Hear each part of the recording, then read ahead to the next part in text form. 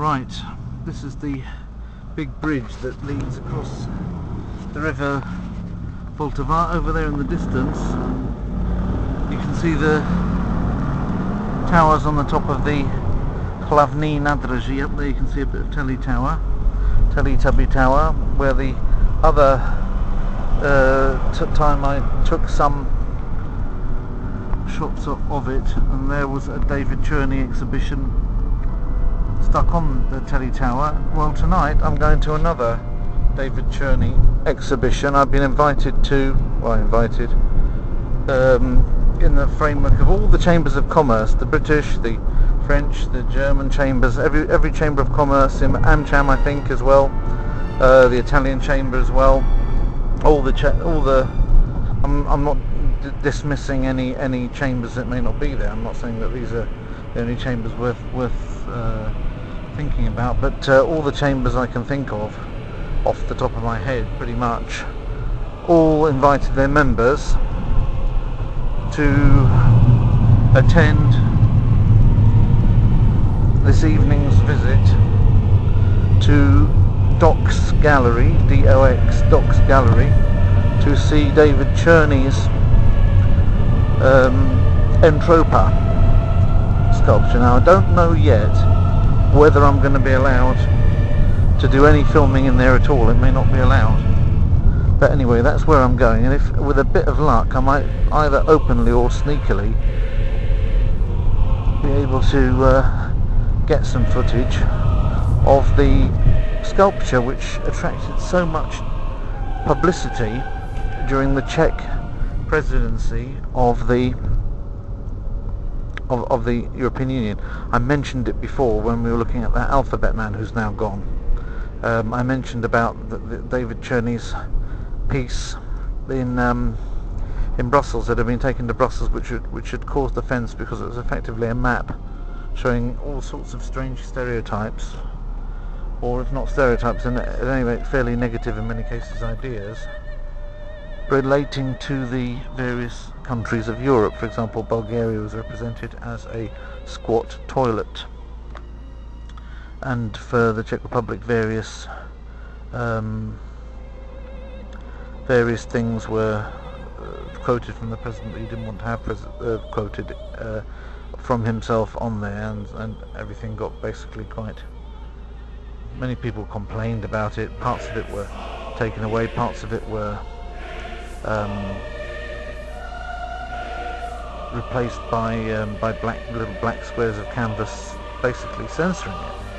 Well, that obviously made the artist very annoyed at the outset, although it created a lot of stir around the sculpture, and so in a sense it wasn't all bad for him, because in modern art, if nowhere else, the idea that no publicity can be bad is certainly valid for modern art.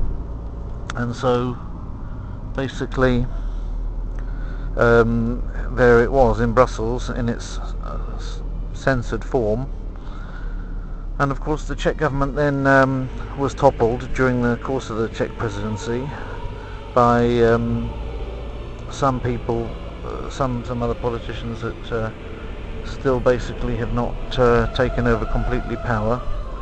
And without really getting into the politics, as I don't really know the complete upshot of it anyway,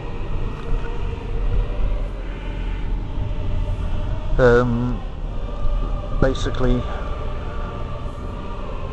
he said, well, I'm protesting at this, and so I'm removing the piece from Brussels and bringing it back to Prague. And when it came back to Prague, it went to this museum or gallery that we're visiting tonight, and the censored pieces got put back in again, and it's now in its original uncensored form. And shortly I hope to be able to roll up, and well early actually, earlier than I thought. I allowed much more time than I needed for this journey across, because you never know in Prague if there's going to be a bit of problem with the traffic, and so it's not far from where we are already here.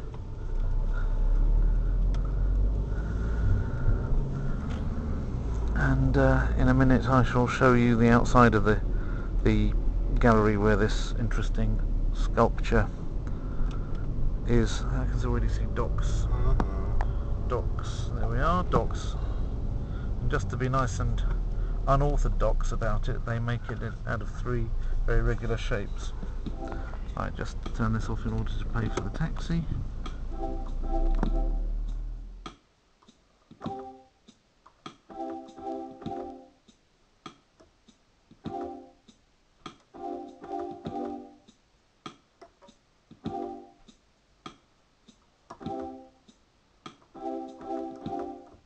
Right, so I'm out of the taxi. Taxi's gone on now. Didn't cost too much. Be careful I don't of the sun. It's a nice interesting street, Polpietova, and here we have the Entropa evening entry 50 metres around the corner. Yes, it's the Germans, the French and the British. I think I wrongly said the Americans were involved in it, but there's also the Italian one, that's correct. Camera di Commercio Italo-Ceca. Well, I'm both in the German one and the British chamber, but I must admit that for this particular event I booked from the BPC, the British Chamber of Commerce, BCC, for the simple reason that I heard about it first from them. By the time I'd heard about it from the German chamber, already some time had gone past, and to be honest with you, I'm glad, because of course, despite the fact that I am rather British than German on the one hand, it's true that in this country, in the Czech Republic, the German chamber is more successful than the British chamber, and therefore the British chamber needs a bit more of a leg up, which would perhaps be the other way around in Poland, where the British chamber is notably stronger than the German chamber, although the German chamber is growing very strongly, as I noticed last time I was at one of their Stammtischabends, since we're also in both chambers in Poland too. Basically, if there's a chamber, I pretty much join it. So I don't know how much I'm going to be allowed to film in there. I'll have to have a mind to making sure that I do the right thing, but that's what it looks like from the outside. It's on this corner here of Polpietova, and I can't see the name of this street, and it's got the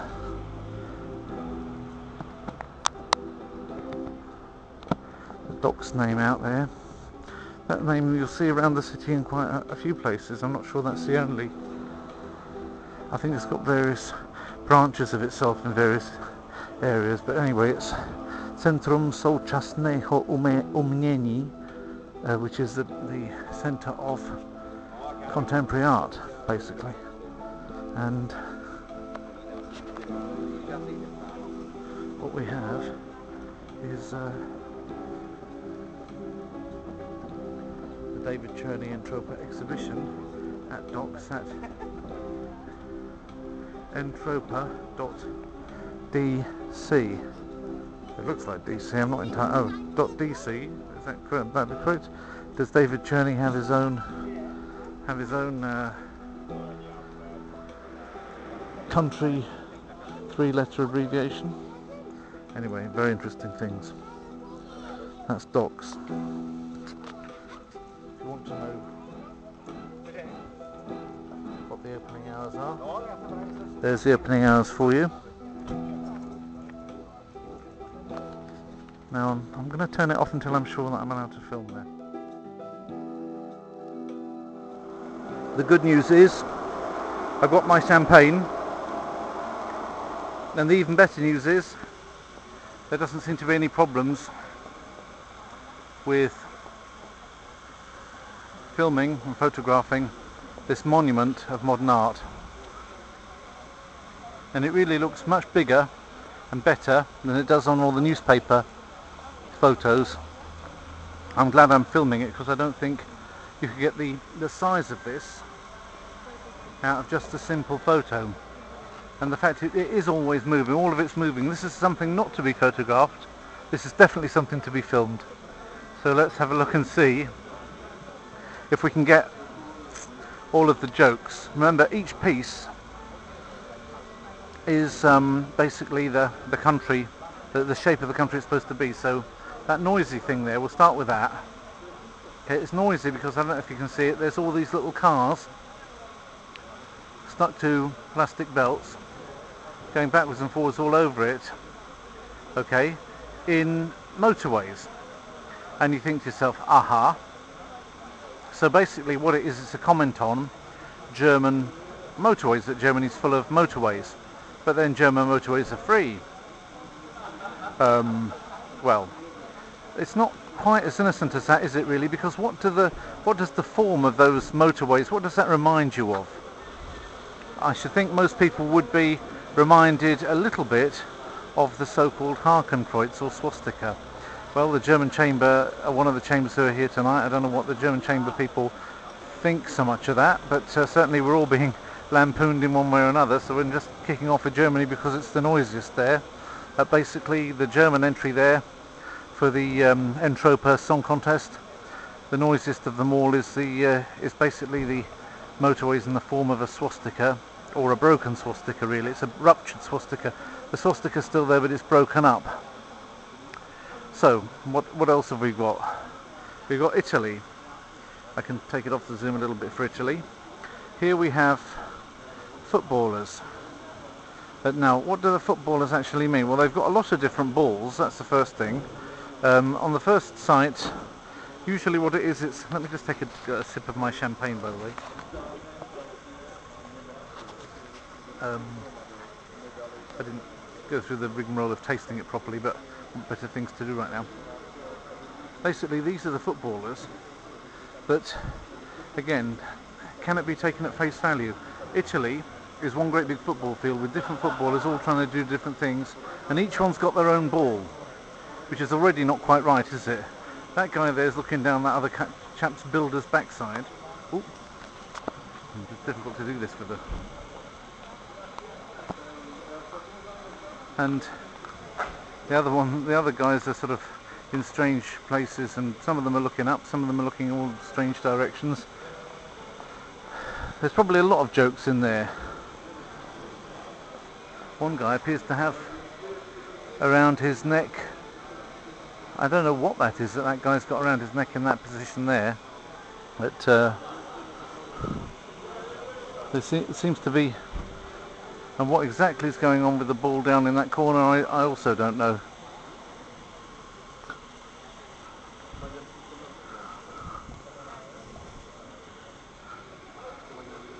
The guy on his knees with the ball, moving it backwards and forwards occasionally.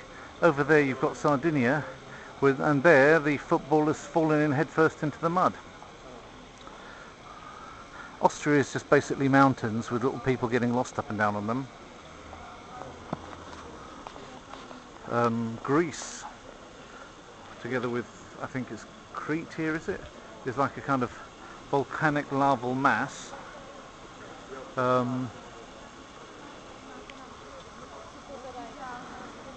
This is interesting. The Brussels with the looks like the atomium, but when you look closely at it, you can see that the atom, as well as all the things, are made from two things. They're made from salamis, the sticks holding it all together, and watermelons. That's apparently, is that Brussels or is it Hungary? Looks like Hungary, looks like the shape of Hungary, but the atomium would have suggested more Belgium, but from the shape of that I'd say it was Hungary. So we've gone down that side. Oh, that's Belgium, the one above Sardinia there. It's a box of chocolates. Whether that's something to be taken at face value, or whether there's some rudenesses on the chocolates, difficult to see from here. Above it we've got Holland, and that's basically covered in mosques and minarets. At the top we have Finland, the land of nature. Well, that of course has been taken to extremes with red elephants, crocodiles and hippos, and some green animal as well on it, basically on wooden flooring. Finland obviously producing wood for most of the continent, and there's a soldier in the middle of all of them, sort of with his rifle trying to pass through this landscape unnoticed. The Dracula's castle there, that's Romania, but I don't think the Romanians were very happy about that either. This country here, which is sort of wrapped up as it were in cords, that looks to me like Slovakia. Looks to me like Slovakia. In the Czech Republic is just over the head of Dracula. There's the Czech Republic right in the middle, with the various sayings of our astonishing hero says, yeah, with various sayings of the former. Oh, that's lucky. That hasn't happened yet. I think that happens only once in a while. That Dracula's eye lighting up and the noise coming from it. So exactly while I was filming it. That's why you should film this and not photograph it. The Saviour of the World says all of these ironic titles, and then some of his most presumably stupid remarks, or stupid in the mind of the artist remarks, I'm not saying that they necessarily are then quoted afterwards, and that also enraged that particular politician. Let me go down again so I don't get tired. Here's Spain, just one great big building site or quarry, and this is more a building site than a quarry, isn't it, because of the metal rods going across it there like that. So I can hear bagpipes, so I haven't quite got to which item it is that's making those bagpipe sounds.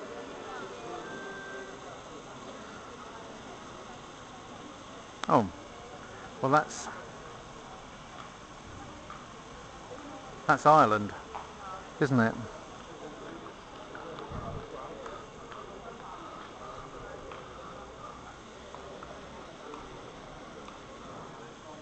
Ireland is all covered in like fluffy mat and with bagpipe things stuck out of it. I'm not entirely sure whether it's supposed to look like a teddy bear turned into a bagpipe or what.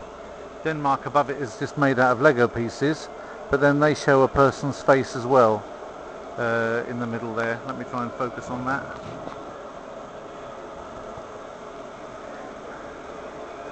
Higher than that we have, what would that be? That must be Bulgaria. Yes, that's the squat toilet, the one that caused the most offence of all. It's got bits of pipes and neon lights all over it to make it look gaudy, but effectively it's all made out of basically little squat toilets.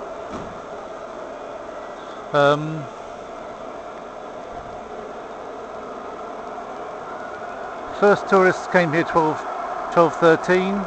Must be Malta, presumably, that little one there. Above that, sail, which is a tiny little island with a sail sign on it. Not sure what they are.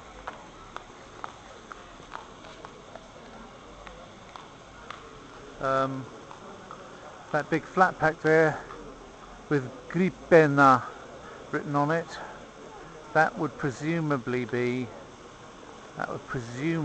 Sweden. That's a reference to IKEA, I expect. Not for definite, but that's what I think.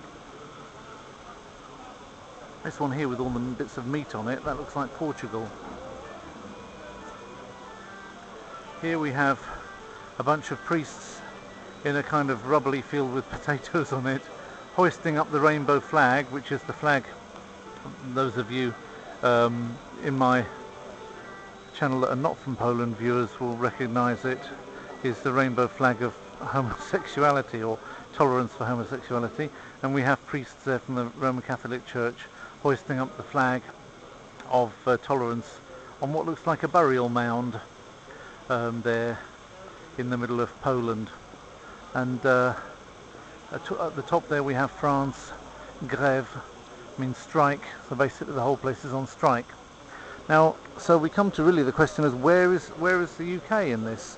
There's a strange piece of moving equipment at the top that doesn't seem to do much but sort of move faintly from side to side. I'm not sure whether that's part of the French one or what it is. I'm also not 100% sure which of those is Malta, whether it's the bigger one below of those two little islands, or the yellow one above with sale written on it, for sale written on it.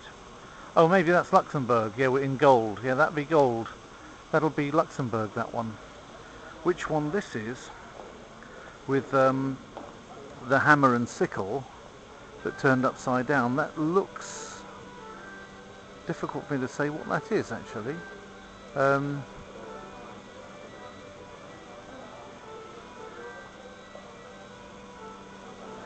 Don't know what that one is. The one upturned hammer and sickle. If I can remember it afterwards, I'll put it in the side. I'm missing Slovenia. Maybe that is Slovenia. In a second, thanks. Here we've got another one that I'm not quite sure I recognise, and this has got basically, again with neon signs, people just basically all together pinkling off the side of whatever that might be. Again, I'm not particularly au fait with what the shape of that country is, but we have. And the other thing is, if that's Austria, then what I said earlier would be Austria. Must be something other than Austria. Lots of people turned up, by the way. I don't want to particularly focus in on any individuals because I haven't got their permission. I'm focusing only on the exhibit. That maybe that's Slovenia then, that other mountainous place. But one thing you'll notice is absent, and that's the UK. They seem to be completely absent, and that was something which was before any censorship took place. It may well be that the artist is saying that the UK is basically so politically correct these days that basically everything is censored there, and therefore they've basically censored themselves out from the start, and that there's no anti-censorship so strong as we'll be able to put them back in again. I hope that's what he's saying, although of course I'm reading into it.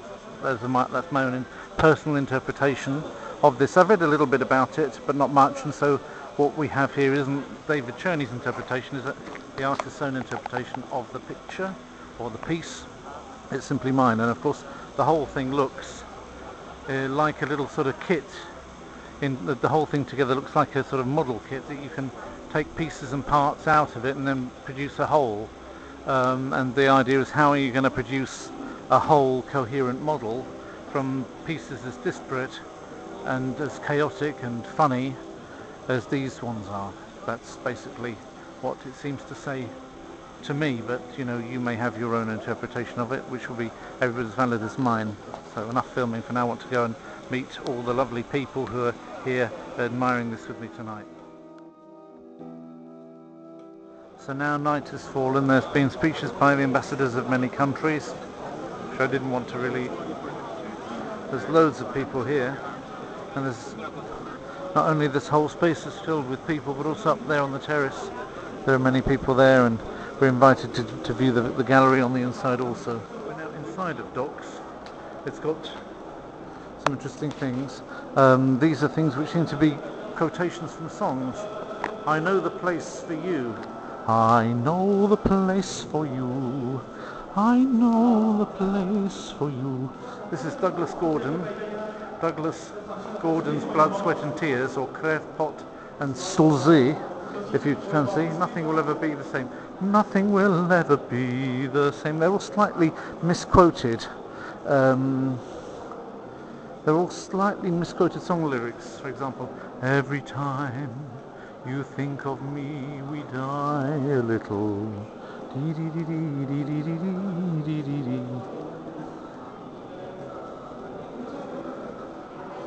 They never knew, they always knew, you always knew, you never knew, I always knew. It looks actually like the whiteboard in a language school.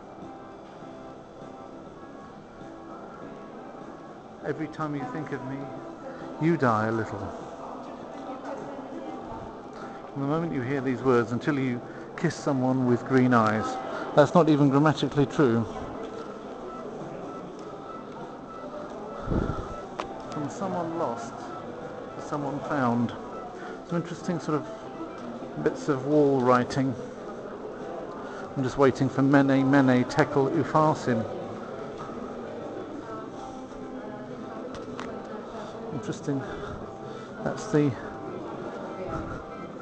This is the library of it, I think. I don't know if it's a library or a bookshop. This certainly looks more like a shop than a library. You can presumably buy these artistic artifacts. That very thin teapot. Reworking of the menorah.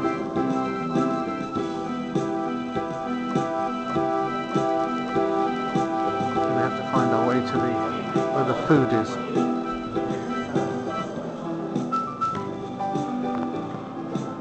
That's interesting.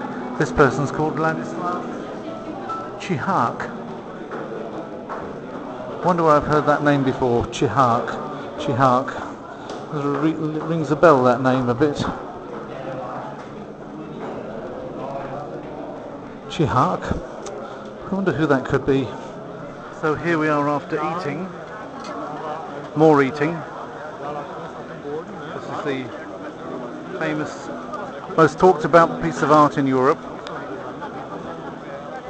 which David Cherney himself said, "I already know the truth, but this is an experiment in seeing whether Europe has matured enough to be able to laugh at itself." And the answer was basically that so far we have in the main, but that there are certain exceptions of people that simply still don't understand humour and still have too many complexes, nationalist complexes, to be able to laugh at something like this piece of installation art. One of the largest pieces I've ever seen of art that's been carried from place to place in any event. Certainly it has to be shown outside because you wouldn't get that many atria that would be big enough to take something like that. I worked out afterwards that the thing that's binding that Slovakia, that sort of bubble wrapped Slovakia and bound up in a rope, that's actually got the Hungarian flag on it, which is quite a provocative thing to say as well. I still haven't worked out everything on that. If I haven't worked out what that hammer and sickle state is, maybe that's Latvia. Maybe that's Latvia. I forgot all about the Baltic states.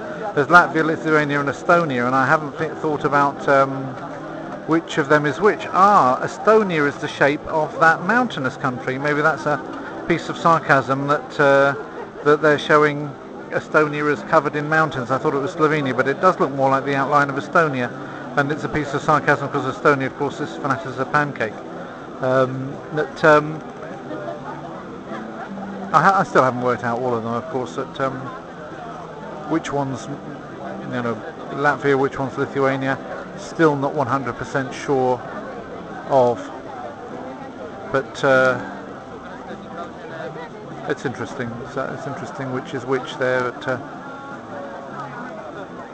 maybe that piece hanging there from the top, the hinge, is actually one of the Baltic states as well. I'm not quite sure, but in any event, it keeps you guessing.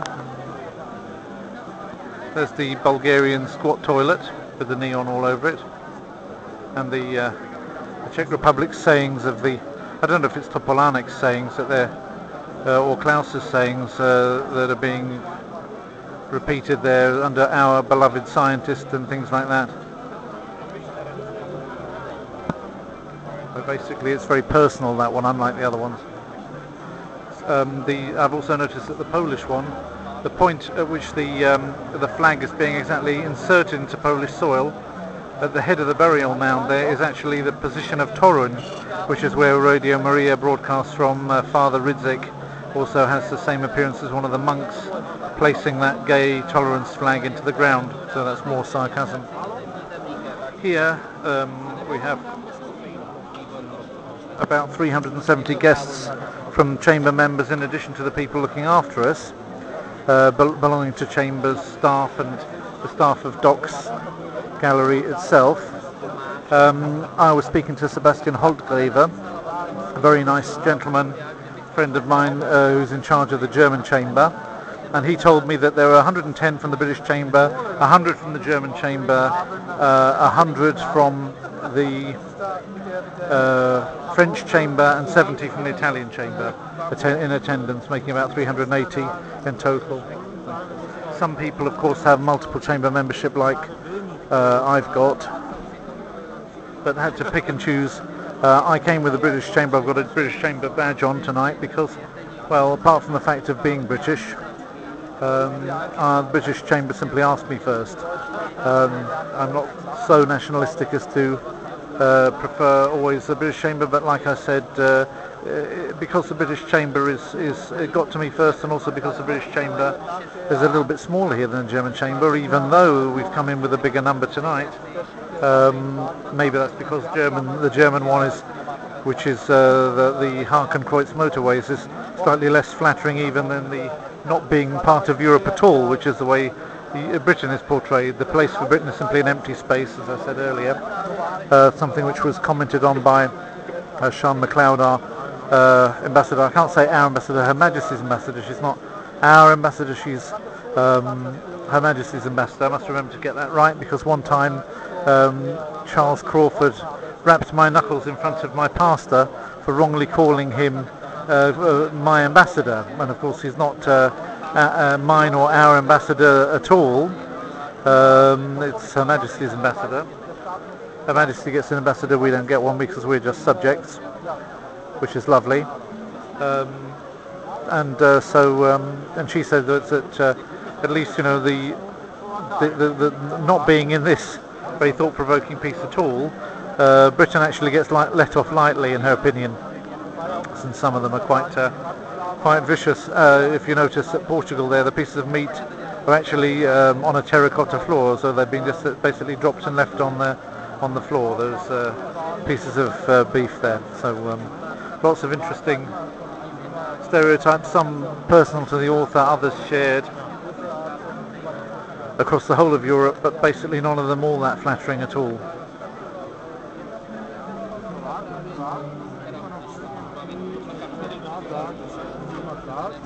Now I'm going to have a little bit more wine.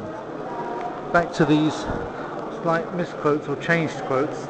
Instead of "I've forgotten more than you know," which is the way it's usually said, "I remember more than you know," which is interesting. It makes the question of it's knowing and remembering is in many ways the same thing. Rotting from the outside. Usually they talk about things rotting from the inside. Here we have an interesting quote from "If only you were hot or cold, but you are neither hot nor cold. I am going to vomit you out of my mouth." Now those of you who watch this channel who know the book of Revelation or read the Bible will recognise that's from Revelation, if I'm not mistaken, chapter 2. And it's tough from memory, but isn't that to the church at Laodicea? Not sure, I'll have to check later. It's to one of the 7 churches. The Lord says that he wishes that they were hot or cold, but they're lukewarm, and so he's going to spit them out of his mouth. He doesn't want something which is not determined, neither hot nor cold.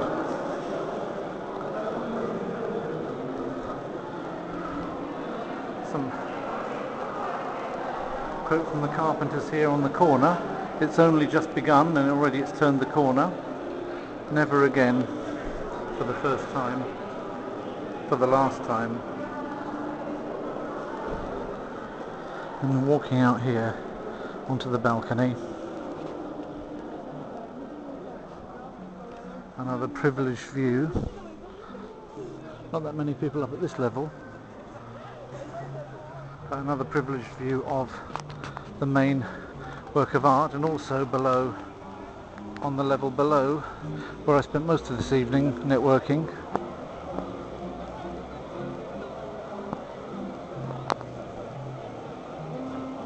The combined chambers of commerce, or at least 4 of them,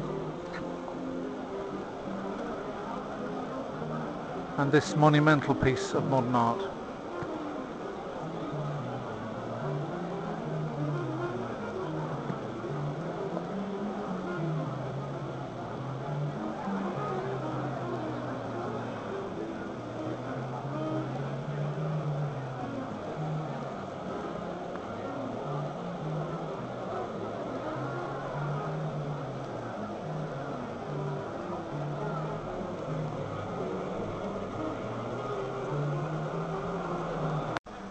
Here at the corner we see another piece, a hand with a nail hole. Well, it is actually just something around in the middle. It's up to, I suppose, the beholder to put an interpretation on that hole in the middle of the hand. I suppose any Christian looking at that will be reminded of the sufferings of our Lord. Somebody else may regard it as a P or something inside the hand. It's not clear from that whether it's something on the hand being held out or whether it's a hole in the hand, and therefore the Christian thinking about our Lord will naturally think about the hole taken in the hand of our Lord because of the nail put in to nail him to the cross, although in all likelihood that would have been done below the level of the wrist in order that it wouldn't simply pull away, through the skin and the body fall down before it was properly crucified. It would probably likely to have been done below the wrist in effect. But nevertheless, that's something which reminds us of that, or can remind some people of that. Now looking back down at this piece from a completely different angle, we can see here much more clearly the things in the... I mean, it's all in English. The bits where it says our Doctor Honoris Causa of Kis Nation or National University says, and these are all titles for this politician. I don't know whether it's Klaus or whether it's Topolánek that he's actually satirizing on the Kosovo Declaration of Independence. Oh, that's gone. So our smartest man in the world says environmentalism is a dangerous ideology, endangering human freedom. He's obviously quite right-wing then, the person who says this. Intellectuals prefer ideas which give them jobs and income and which enhance their power and prestige. Okay, I can't say anything really jokey about that so far. Civic society is disputation with free society, and it's duty of every democrat with all his forces to his dying day fight against it. Not very good English maybe, but for us the European Union reminds us of Comic-Con, Moscow's organization for economic control of the Soviet bloc. Yeah, well, I think there's an awful lot of truth in what it says. For me, the developments in the EU are really dangerous with regard to moving out of a free society and moving more and more toward masterminding, control and regulation. Yeah, well, fair enough. So the Lisbon Treaty is a move to a wrong direction. Global warming is a myth, and I think that every serious person and scientist says so. I don't see any destruction of the planet. I have never seen it, and I don't think that a sensible and serious person might say that he has. I think it's had would have been better. Oh, that's all fair enough. Environmentalism, radical human rightism. That's good, human rightism. Ideology of civic society, multiculturalism, feminism, internationalism, and especially its European variant, called Europeanism, represent substitute ideologies for socialism. Yes, thought-provoking. In practice, the existence of the euro has shown that forcing an economically disparate Europe into a homogeneous entity through a political decision is political engineering par excellence, far from beneficial for all countries concerned. Mr. Bighead says, it says. So they're really parodying it by quoting him and making out that he's, got no right to be saying these things, but I mean, presumably that was a democratically elected person saying things which probably, unfortunately, most people in Europe wouldn't say, heads of state in Europe wouldn't say, and I don't think those people that are ashamed of having a Prime Minister like that should be, and those who voted for him should be proud, in my opinion. That's put there in the middle as the kind of central joke of all, but quite frankly, I agree with a lot of the things that guy has said, according to, what they say he said. And over there we have the party going on. I spent most of my time there. People are going to always say to me, when I film these things, they say, oh, why don't you join the party? Well, to be honest with you, I spend most of my time down there, but I also have, some time to engage in my own art form, which is film, which is not as, my films are much more rough and ready than some polished piece like this is concerned, but they chronicle and also comment on the world, including other people's comments on the world.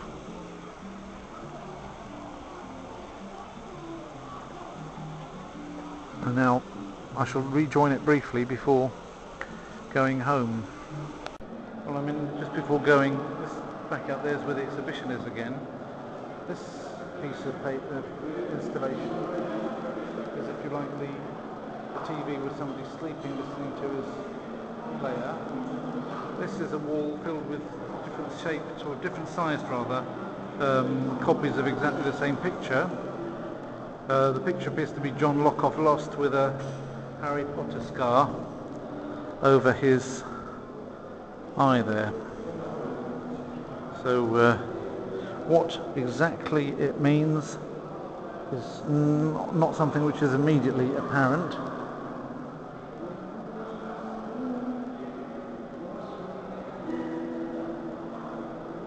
So that's Douglas Gordon, actually, is it, down there, sitting down there, singing the Best of Lou Reed.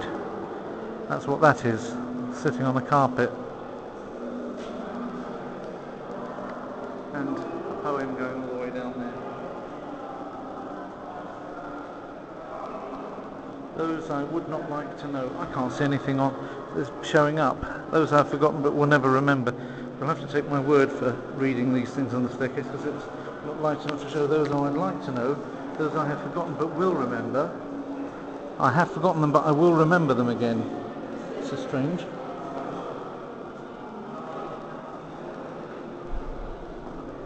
Okay. Cannot remember anything.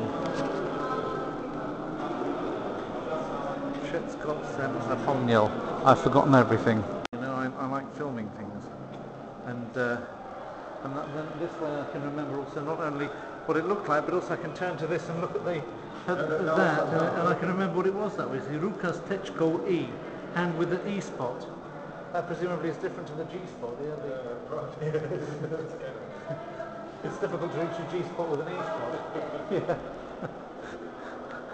There's another installation. It's interesting the size of the rooms actually, and the strange little TVs and great big screens with things moving around on them. Very interesting.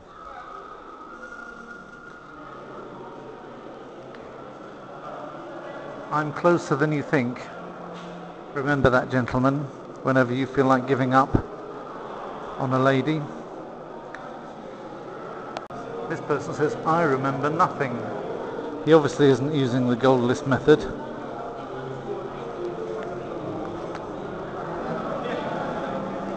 Of post-Timothy, I forgive you.